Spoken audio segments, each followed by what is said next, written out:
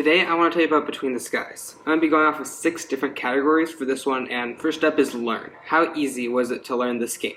Next is the length. How long could I play this game as a player, and how long could I run it as a dungeon master? Next is creation. How interesting and engaging is it to create characters, campaigns, and encounters? Next is setting. If this game has a set setting, does the setting add to the overall experience? Could you play the game without the setting? Next is mechanics. What dice are you rolling?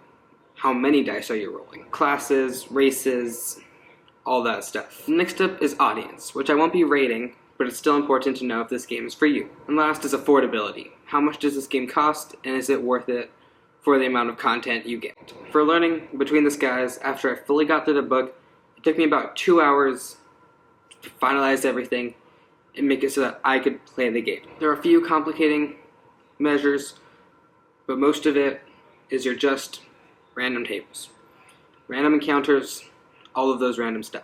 The book looks pretty long, but if you turn to a page, picture. Turn to another page. Barely any text in the table. You don't need to worry about this book.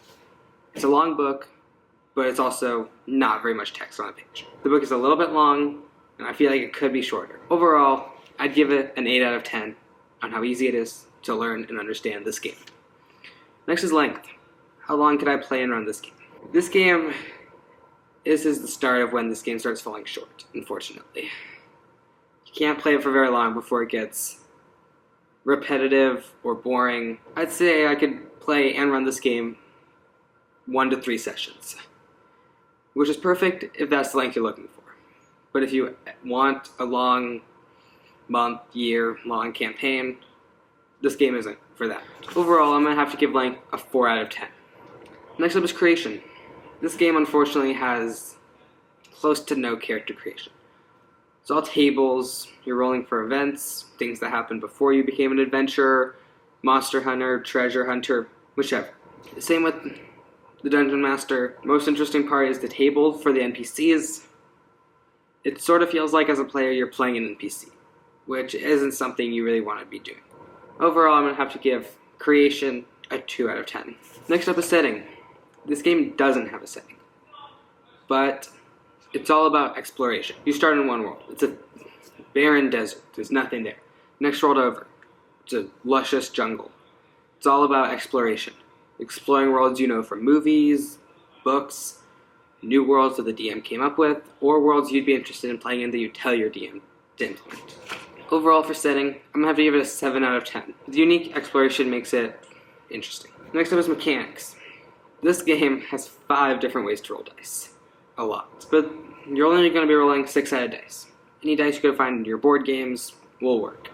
Unfortunately, despite all the dice rolling, view skills, there's not many more mechanics. You have a race or type, but it doesn't add much to your character, unfortunately. Overall, I'm going to have to give the mechanics a 4 out of 10. Next is how affordable is this game, which may not come up much when you're thinking about tabletop role-playing games you want to play. But if you're on a budget, it's very helpful. This game, whatever you do, don't buy this book. It's the collector's edition. It's not worth the steep price for the amount of content you get. The collector's edition is about $50. I'd stick to the PDF, which is closer to about $13 to $15. So if you're looking to play this game, get the PDF. Overall, I'm going to give the affordability a 7 out of 10 because how little content there is on the pages doesn't really make up for its high price for some. I'm going to tell you about who this game is for. This game is for 2 people, I think. 1, people who would rather imagine than have preset rules, or they want to implement a system they are playing, but add a little bit more, a few more random tables, maybe some events to make characters' backstories more interesting, and for people who want to add to their campaigns. DMs can use these random events. They can use the events for character creation for NPCs. Drumroll please. I'm going to give this game a 5.8 out of 10. If you're looking for a tabletop role-playing game, and if none of those advantages for this game really interest you, then I'd keep this off of your wish list. Thanks for watching. Make sure to like and subscribe. Comment what other games I should try, and why this game is actually amazing, or if you thought I gave it a fair rating. Have a great day.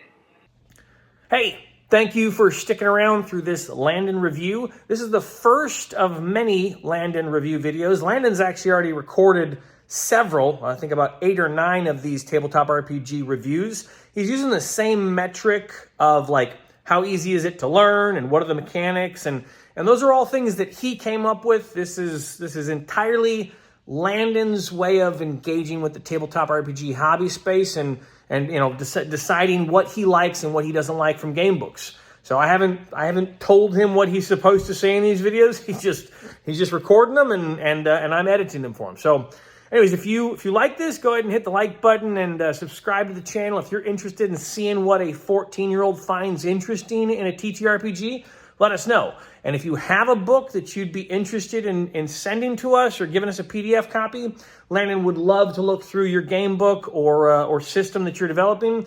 He's got a discerning mind and he's very well read. So yeah, let us know. God bless you. Have a good day.